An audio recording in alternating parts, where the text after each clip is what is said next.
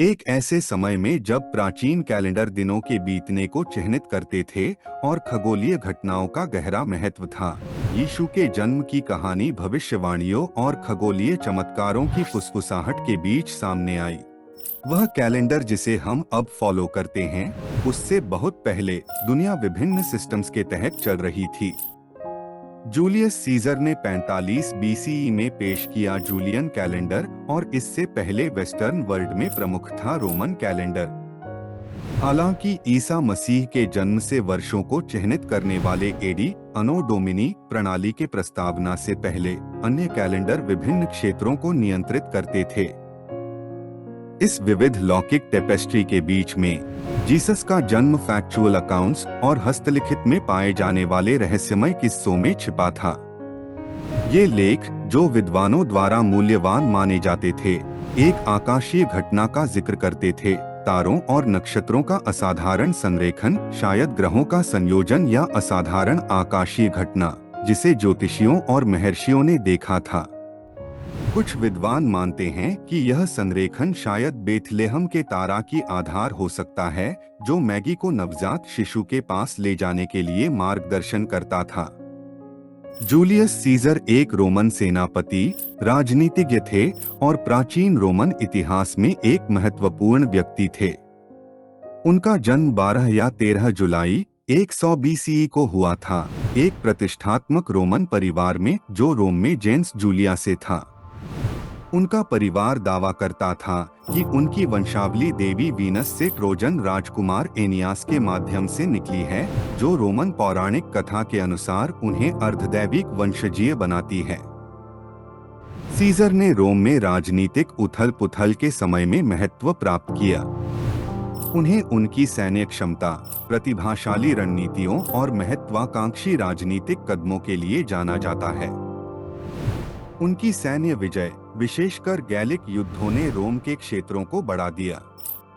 हालांकि उनकी सत्ता में आने से सीनेट के साथ तनाव बढ़ाया, जो पोम्पी की सेना के खिलाफ एक गृहयुद्ध में समाप्त हुआ। सीजर विजयी हुए और रोम के एकमात्र शासक बने, जिससे रोमन गणराज्य को समाप्त कर दिया। संकट काल में सत्ताधारी बनकर सीजर ने अनेक सुधार किए, जैसे सैनिकों के लिए भूमि का वितरण, जूलियन कैलेंडर की प्रस्तावना के माध्यम से कैलेंडर सुधार, जो आधुनिक कैलेंडर का आधार बना, और गरीबों की स्थिति में राहत के लिए प्रयास।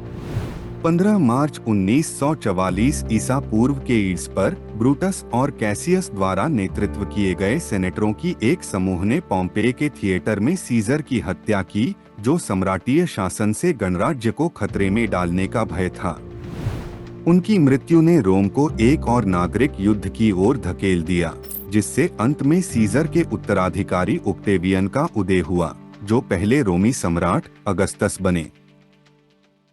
एडी अनो डोमिनी प्रणाली, जो यीशु के पारंपरिक जन्म वर्ष से वर्षों को चिह्नित करती है, उसे 6वीं सदी में एक सन्यासी डायोनिशियस एक्सिगवस नामक व्यक्ति ने प्रस्तुत किया था। डायोनिशियस, जो साइथिया माइनर, आजकल का डोब्रुजा, रोमानिया में रहते थे, माना जाता है कि वह एक विद्वान और गणितज्ञ थे, जिनका काम ईस्टर की तिथियों की गणना करना था। 525 सीई के आसपास डायोनिशियस को ईस्टर की तारीख की गणना के लिए एक नया तरीका बनाने का काम दिया गया था, जो कि उस समय प्रयोग में था और जो रोमी इंपीरियल डायोक्लीशियन शासन के आधार पर था, जो ईसाइयों को परेशान करते थे।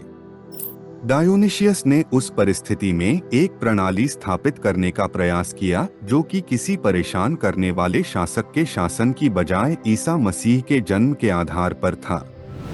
उन्होंने निकाला वो साल जिसे उन्होंने ईसा के जन्म के रूप में माना, एडी 1 अनो डोमिनी 1 के रूप में नए कैलेंडर प्रणाली की शुरुआत बनाने के इरादे से।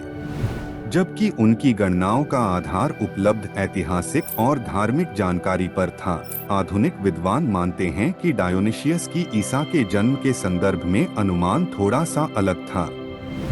फिर भी उनकी एडी प्रणाली धीरे धीरे स्वीकृति प्राप्त करती गई और वेस्टर्न वर्ल्ड में व्यापक रूप से प्रयोग की गई। आखिरकार ग्रिगोरियन कैलेंडर के रूप में स्टैंडर्ड कैलेंडर प्रणाली के रूप में वृद्धि हुई। हालांकि यीशु के जन्म की वास्तविक तारीख ऐतिहासिक रिकॉर्ड्स में अज्ञात है। सामान्य तौर पर 25 दिसंबर को होने वाली तिथि को बाद में ईसा मसीह के जन्म के उत्सव से जोड़ा गया, शायद रोमन सैटरनालिया त्योहार और विंटर सॉल्स्टाइस के प्रभाव में। मिथक और किस्से इस महत्वपूर्ण घटना से जुड़े थे।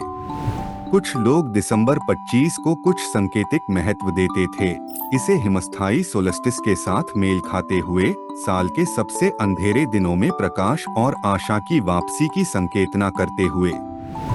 दूसरे किस्से में उल्लेख था कि रात में खेतों में पशुपालकों की मौजूदगी एक अलग मौसम की ओर संकेत कर रही थी, जिससे यह सुझाव दिया गया कि यीशु का जन्म वसंत या गर्मी के मौसम में हो सकता है। उस समय की दुनिया के बारे में यह एक समय था जब सत्ता में परिवर्तन हो रहा था। रोमन साम्राज्य विस्तारशील था, जो ईसा के जन्म के समय सम्मानित सम्राट अगस्तस के शासन के अधीन था। इस युग ने शांति का दौर चिह्नित किया, जिसे पैक्स रोमाना के नाम से जाना जाता था, जो क्षेत्रों के बीच संचार और यात्रा को सुगम बनाता था। विचारों और धारणाओं के प्रसार के लिए एक महत्वपूर्ण पहलू, जिसमें यीशु के जन्म की कहानी भी शामिल है। कैलेंडरों, आकाशीय चमत्कारों और बदलती सत्ताओं के इस विविध वस्त्रपटल में यीशु मसीह का जन्म एक महत्वपूर्ण स्थान रखता है, एक कहानी जो समय की सीमाओं को पार करती है, धार्मिक आस्था द्वारा गले लगाई गई है और ऐतिहासिक वर्णनों, मिथकों और किस्सों के मिश्रण में डूबी हुई है, जो सदियों से हृदयों और मस्तिष्कों को मोहित करती है।